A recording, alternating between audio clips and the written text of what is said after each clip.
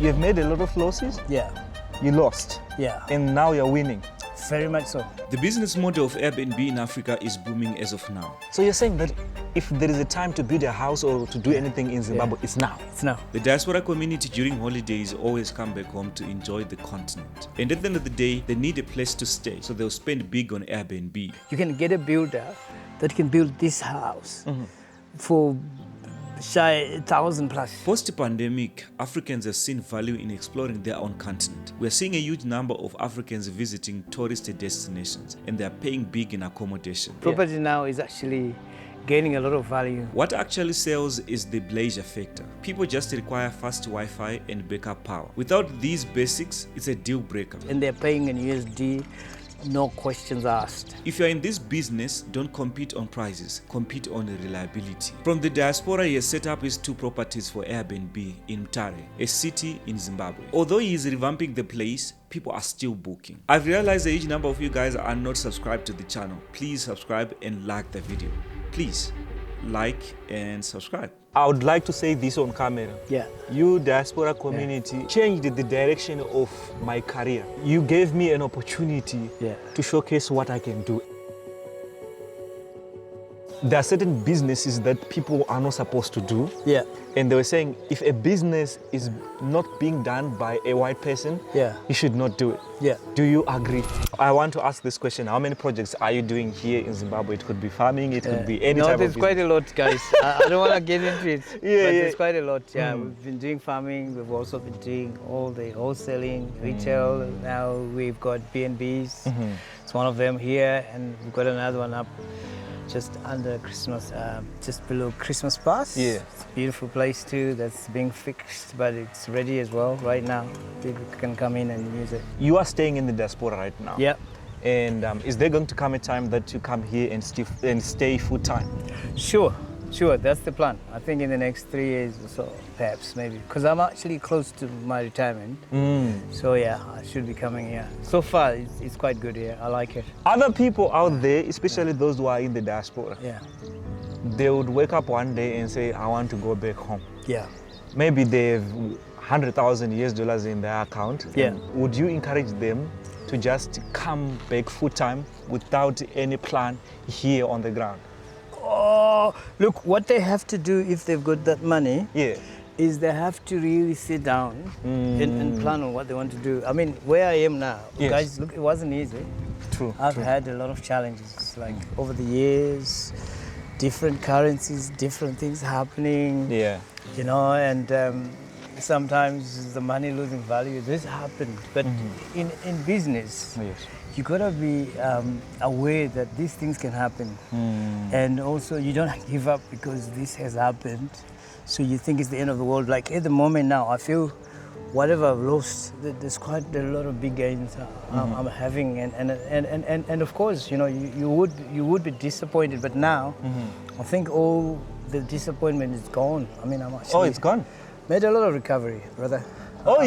Yeah. So the thing is, in your case, you have made a lot of losses. Yeah. You lost. Yeah. And now you're winning. Very much so. What does it take for someone to reach that level? Well, perseverance. You just need to keep going on, have faith, believe in what you're doing. Like in this case, look, I'm excited. This is the most exciting time in this country. Really? I mean, especially in this line of business. Yes. Yeah, people need to understand the kind of business that you're doing. Yeah. You are saying that it's exciting. Yeah. What is it? Look, I'm actually doing the B&B. These are guest houses. Yeah. So I have a lot of people coming in. Wow. From overseas and a lot of locals. Actually, I see a lot of groups. Some of them, they are NGOs. Some of them just people being sponsored by different organizations, and they want reasonable, beautiful accommodation. Yes. With everything. Like here, we've got everything. We've got the internet. We've got the DSTV. We've got Netflix. We've got YouTube. We've got unlimited internet, you know, Starlink and everything. So you're saying that that side of business is lucrative? One of the best at the moment, because at the end of the day, there's no competition actually. I mean, there are people who are providing, but there's people who'd like to come in and just enjoy, you know, those beautiful environments that are quiet and they can have access to everything. It's too many of them. Yeah. You know, there is this guy called Joshua Ncube. Have you ever heard of him? Yeah, Joshua, yeah. I met him last year but one. Yeah. And he was saying that Airbnb Yeah. is the future here in Africa. That's right. And he was actually saying, I'm pushing this ideology of rural Airbnb. That's right. People were laughing at him. I'm actually have got one too that's down in the rural. Really? Yes, it's actually being constructed right now. It's quite huge. It is now that rural tourism is starting to make sense. That's right. There was a time that everyone was going to the towns, the cities, but now people now are hungry for that rural life, rural aspect. Yes. They're going back. That is why you see people going to Terry, just going there to eat the roadrunner. True, it's true. I think, you know, we didn't know before. I think now we know, because even those countries that we've lived or that we've traveled to, that we didn't know the distinction. But now in this country, and also the interest from people that are coming from all over the place. Yeah. So it's a big business, and you never make a mistake with that sort of business. Because the costs right now in Zimbabwe, they're pretty bit low, I think, and there's a lot of competition for most of the suppliers. So you can choose the ones that suit your budget. And seriously, if you're really serious about building, you are going to this is the right time to build, because there's a lot of cheap materials, builders that are reasonable. Maybe later things will change, but so far most of these builders. So now is the right time. It is the right time to build. If you had a bit of time, you can ask the builder how much I'm going to pay him and how much I paid him to build this whole building. He's the one who built it. So, he's the one? That guy. Yeah. So you're saying that if there is a time to build a house or to do anything in Zimbabwe, it's now? It's now. It is now, because the prices are reasonable. The competition is not yet as tough as it probably will be later on. But for now, you can get a builder that can build this house for shy 1,000 plus. Wow. For the whole, I'm not talking of the roof, I'm talking of the brickwork. The whole thing. The brickwork. You could get a builder that will build you for about $1,500. And it's the hard part.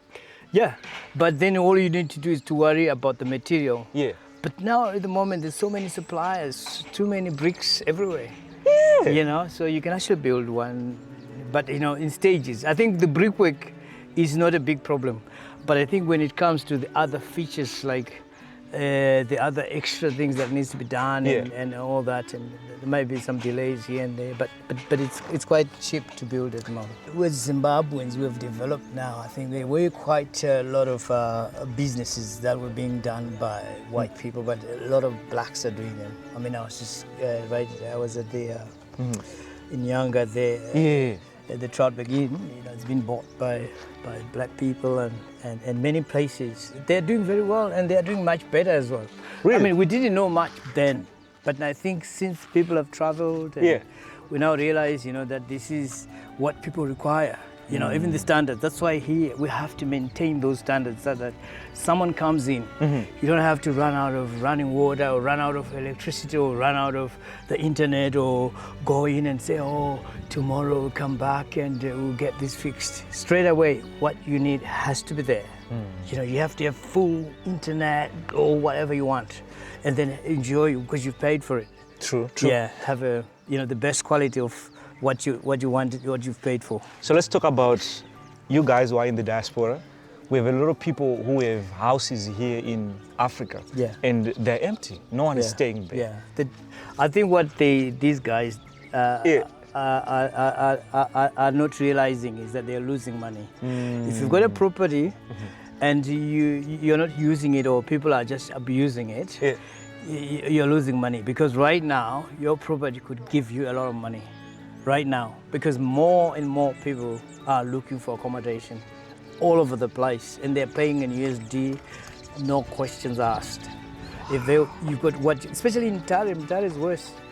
I've got people coming almost every day. Can I have somewhere to stay? They want to pay for a room, pay to stay for long stays. I can't help them. I tell them, look, there's nothing I can do here. So how many rooms this house? Oh, this one here in total, it's got over 16 rooms, but in terms of 16? Yeah, but it's got about, the bedrooms themselves that are ready for now. Yeah. A lot of space, more bathrooms for everyone, those that How want many private. bathrooms? Oh, in total, I was counting yesterday, we've got over seven different bathrooms and toilets, everything, yeah. Wow. Yeah, so most of the bathrooms have got a bathroom plus a toilet. So you got a lot of privacy, and we also have a bar at the back. It's beautiful. Let's go. Yeah. So here we're actually in the, this is actually the sitting area here. All sorts of entertainment. Here we've got Netflix, you've got YouTube, Wi-Fi, DSTV, and all sorts, you know. So I've noticed one thing here. There's a lot of wings. We're talking about 16 rooms. Yeah. There's a lot of wings. So you're saying that if I just want this wing alone? Yeah. Yes. Call it one of our twin rooms. Okay. This one here.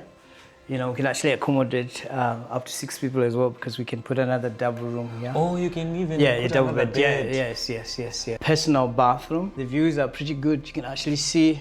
Yeah, the views are so good. Here in Tara, the views are so good. You know, as a reminder, we also have a chef here. Oh. Yes. Okay. But brother Talashi, he's got a degree in psychology and social work. Social work? Yeah. I used to do social work.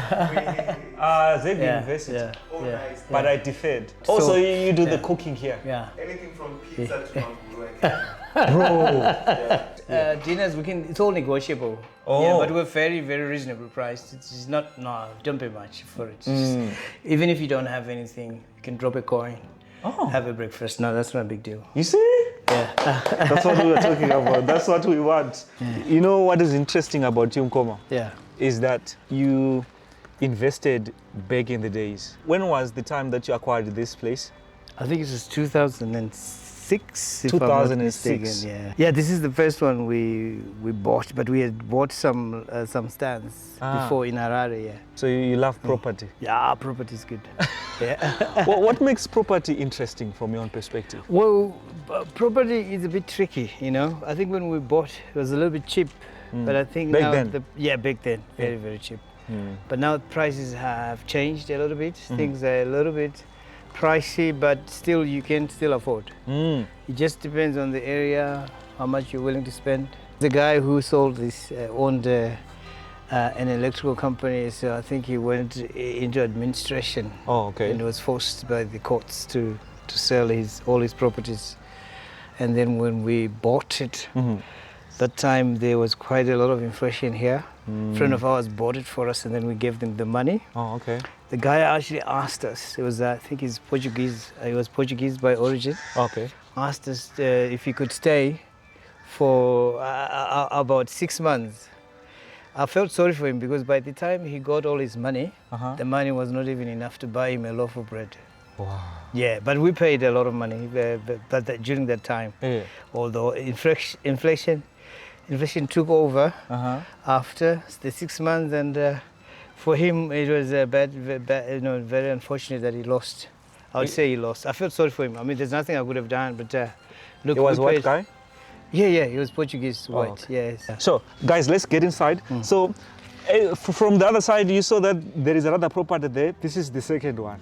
You're saying that you guys we're building a pool, swimming pool. Wow. This is going to be a guest house as well. Ah. So our guests will have the opportunity to have a swimming pool and a gazebo at the back. Yeah. Yes, and there will be other rooms that are at the back, private rooms too, with all own bathrooms as well. We're organizing that very, very soon. It's just that one of our builder, the plumber who's doing the pool, has been busy, but I think he said after Christmas he will be free and he'll concentrate on finishing the project. What is it that you guys who are in the diaspora are seeing in terms of investing in property? Because I'm seeing a huge number of you guys are saying, you know what, when I'm investing back home, I'd rather venture into property. Yeah. Why? No, property now is actually gaining a lot of value. As well as you could use it for quite a lot of things. Even besides doing the B&B, you could just rent it out. Like this house, this property, loads and loads of people, including NGOs, have been coming to us wanting to rent it from us. But we realize that renting the whole house is not as profitable for now. I mean, many people are doing it and they're getting money, but for us, I think the B&B is making Guest houses and B&B are making a lot of money. So, Okay. So I've noticed one thing. People would prefer Airbnb, yeah, making the house an Airbnb rather than renting it out to one individual That's who's right. paying monthly. yeah. Airbnb pays a lot of money. You get daily, daily rates. You get charged people per room or the whole house. Okay. Like this past weekend, a lot of people were asking, wanting to rent the whole place over the weekend. Yeah. The whole town, yeah. Many people were coming in. Lots of people are interested because there's a lot of security here. Yes. Look, we had security, electrical fence, and a big gate. It's very private. Very. You can see the whole of the And Christmas the bus view. from here. From views. here, the view. Yeah. Look, that's the Christmas bus. So, It's actually beautiful. You know, you can see the clouds sitting on the mountain. yeah, That's amazing. You know, it's, very. yeah. So another thing that I wanted to ask, what are the challenges that you have faced renting this place out to individual people who pay monthly? Yes, when we did that, at some point, we Yeah. had so many challenges because some of the people who would come in and then because we're not there, Yeah. they would challenge our agents here and say they want to talk to us directly, and they used to refuse to pay rent, and then after that they used to go to what we call the rent board, Uh-huh. and then the rent board would determine a small little amount which they have to pay, and then usually some of them would damage the property before they leave. Like sometimes we had to use a lot of lawyers to get them out, using the courts, and then once they realize they're losing the case, then they damage the property and you got to actually fix it, and it costs you a lot of money. We've had a few of those type of tenants. How long have you been in the diaspora and where are you exactly? Well, we've been in the diaspora over 25 years now in Australia, Oh, but we used to live in the UK before. why Yeah. did you shift? Well, look, Australia is better. I think UK is too cold. And also in terms of the pay, Yeah. Australia pays better. You know, you actually can have a better life there. How's life out there? Do you guys get to an extent of saying, you know what, I'm just gonna go back home? Well, I think the social life, yes, we miss. But in terms of the money, making money and working, Yeah. definitely you can build something from there. In Australia, the economy is quite stable. They pay you well, the environment is better. You don't get harassed. Racism is not much, to be honest. I've lived there for the last 15, 16 years. I don't struggle with race issues there. I think I'm a supervisor, senior clinical nurse, and I don't have any trouble with anybody apart from doing my work, and nobody really is concerned about me because there's so many of us, different people from different nationalities. Nobody really wants to have a personal interest in my affairs. So Okay. just do my job and go home. Okay. Yeah. So let's talk about this specific property. Yeah. What is the plan? I'm seeing The plan, yes, we're building a beautiful swimming pool, Yeah. 14 meters by 5, so that our residents who will be using the property yeah. will be actually swimming, and we'll put a lot of different recreational areas as well, and at the back there. There is a huge I want people Yeah. to see. So there is a huge Yes. space A there. lot of space. We're gonna get rid of that tree there. Oh, okay. And then build Then build a gazebo, and then we're gonna have some more in suits oh, okay. as soon as What about that cottage? Are you going to get rid of it? cottage. We might just Or you use might it. revamp it and Employees might yeah. might use it for the cottage, Okay. but we also put we're gonna put another recreational area for kids. There. You know, like a tree house, like a maze, and then we could also overlook to see the city and part of the Christmas bus. Yeah, so we have huge space, and here we're putting a big gazebo with a big, huge sitting area and barbecue area. People are gonna sit, have their drinks, have their food, their Yeah. meals. I want to talk Bless. about something that is really important. Yeah. It seems like you are investing a lot Yeah, and you love it here. I Zimbabwe. love it. At the moment, I'm having the best time of my life. I'm enjoying it, guys. This is beautiful. So, Yeah. is now Yeah. this current economy here in Zimbabwe a conducive environment to do business here for foreigners? At the moment, yes. I mean, I've been to the council. Everyone is helpful, regularizing these things. Some of them, they just say, go ahead. They've been allowed to build these businesses, and it's not hard at the moment. Yeah. Okay, you still need to have your papers all in order, Yeah. but they're all helping. It's very easy once you've got all your plans approved and everything.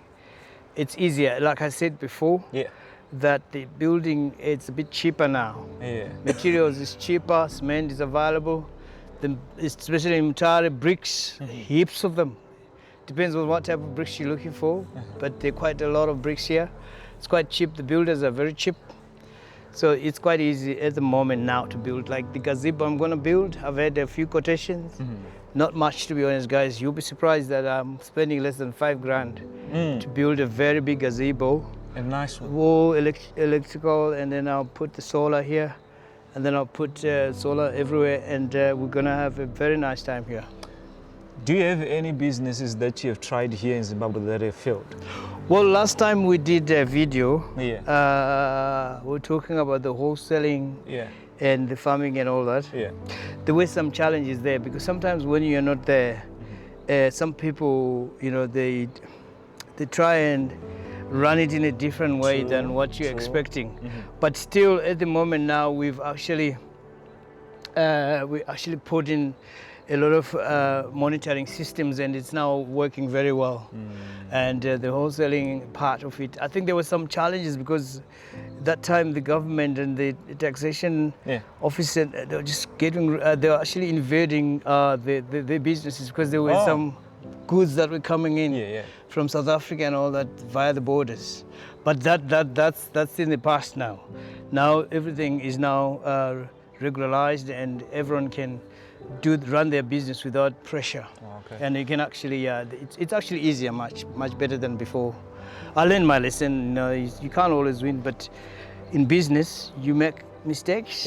But you keep going, you never know where the silver lining is. Just keep going, but right now, I'm happy. You're happy? No losses at all. Where would the losses be?